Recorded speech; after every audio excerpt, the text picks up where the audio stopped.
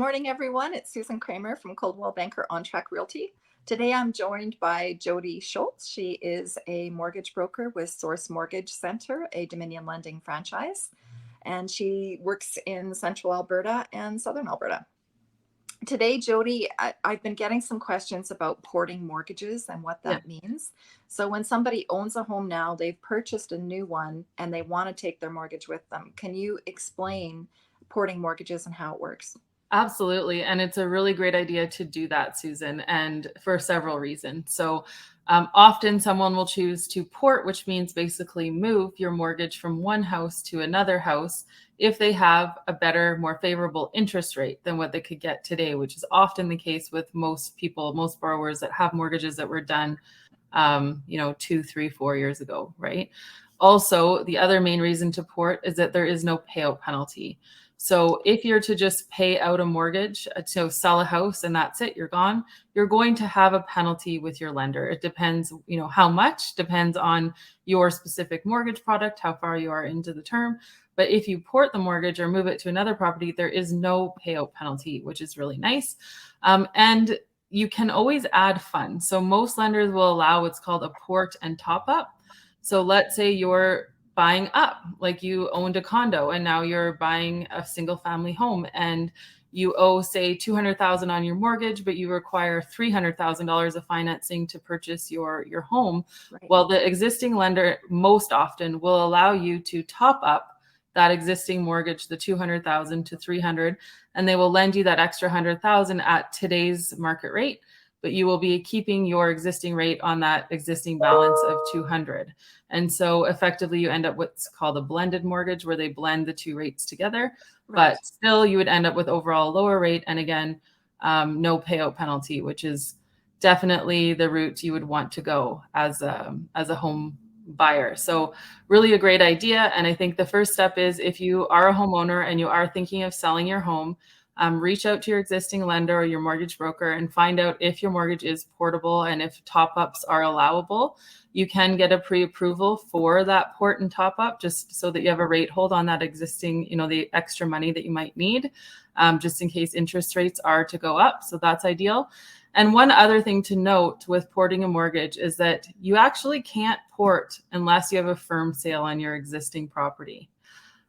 So just keep that in mind, and your mortgage broker or banker and realtor will have to be able to coordinate with one another to make sure those dates all line up.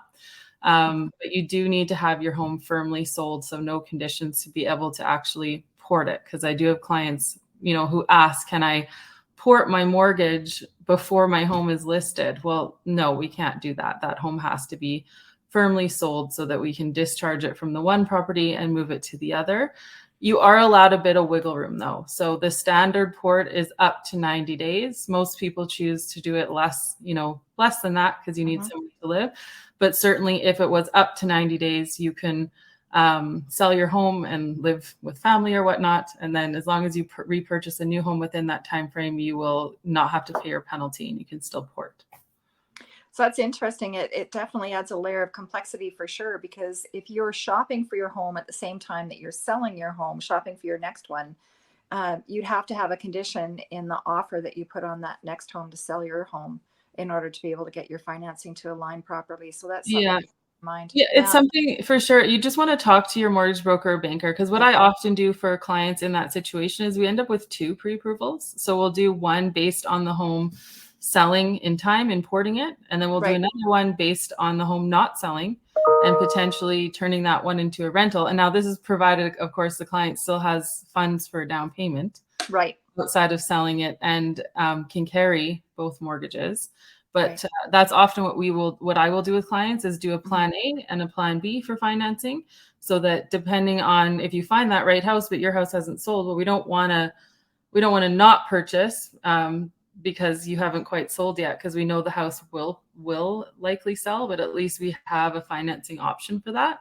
And then we can go back to the plan A financing if the home ends up selling within the desired time frame. We can go back to that porting idea, but sometimes we do want to have those two options in place just in case the stars don't align perfectly, and they do need to keep that property as part of their portfolio before they actually sell, if that makes sense. Right. It makes perfect sense to me. I hope it does to everybody else, but I Yeah. thought that was a great explanation. Yeah. It's Okay. Well, thank you. complicated, I guess, Yeah. and the short answer is just reach out to a professional. You don't need to navigate that alone. It is a complicated process. Just let somebody walk you through that and explain to you what all your options are. Exactly. Exactly. Well, thanks so much, Jodi. That was a topic that I thought would be pretty simple, but turned into a little bit more complicated. So I appreciate your time explaining it today. Yeah, for sure. So, folks, if you have any questions about any mortgage related items, please give Jodi a call. She's a wealth of information. And that's it for today. Thanks. Talk to you Thanks. next week. Yeah, take care.